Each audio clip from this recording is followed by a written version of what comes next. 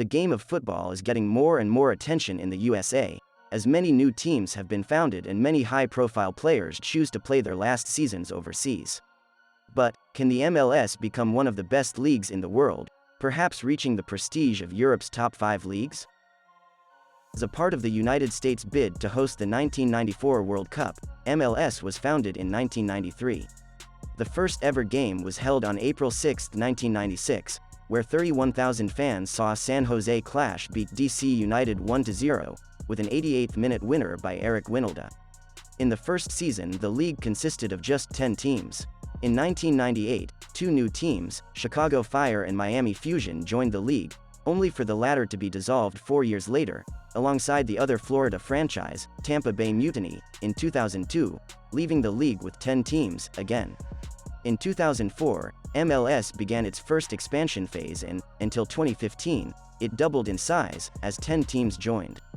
Currently, the league is under a new expansion, after 7 new teams joined from 2017 to 2021 and another 3 being scheduled to join until 2023.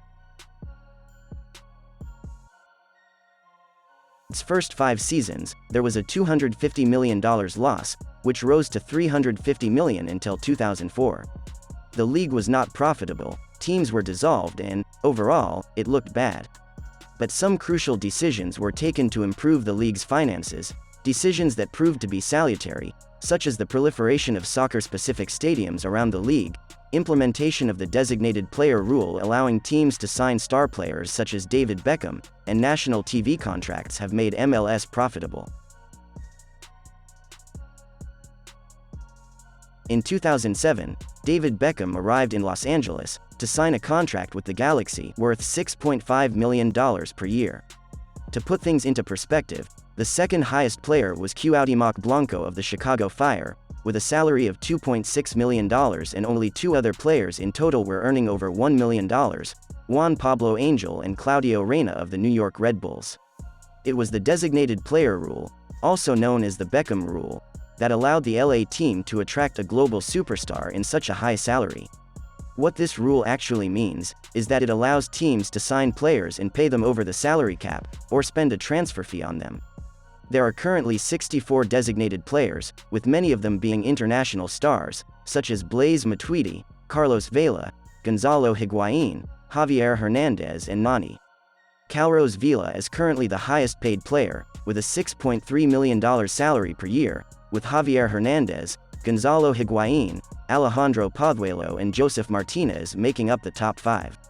The fact that none of them earns more than David Beckham did in 2007, when the league had little reputation and wasn't filled with stars and sponsorships, shows how much of an effect the Englishman had on the league. David Beckham's contract wasn't just the big salary. There was a clause that said Beckham could buy a franchise wherever he wants, for just $25 million.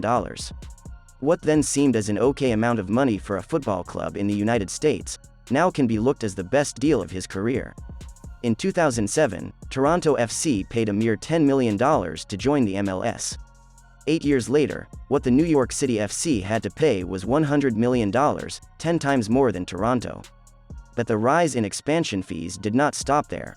FC Cincinnati, Nashville and Austin FC paid $150 million. St. Louis and Sacramento, that were announced earlier this year, paid a $200 million fee, and Charlotte, the last franchise to be announced and will be the 30th team in the league, had to pay an astonishing $325 million fee. But can these numbers be explained?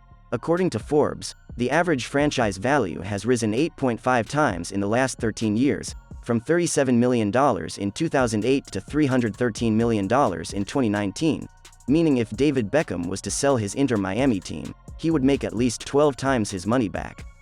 Atlanta United is the most valuable franchise in the MLS, with an estimated value of $500 million, while the Colorado Rapids the least valuable one, with a valuation just shy of $200 million.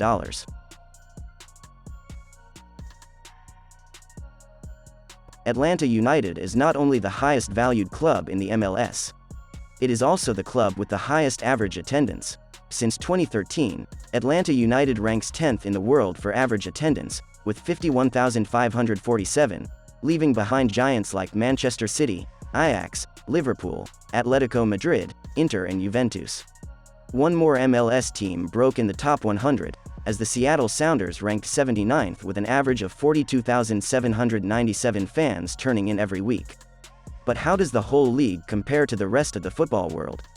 In 2019, MLS ranked 9th in the world for average attendance, leaving the English Championship behind, in 10th place.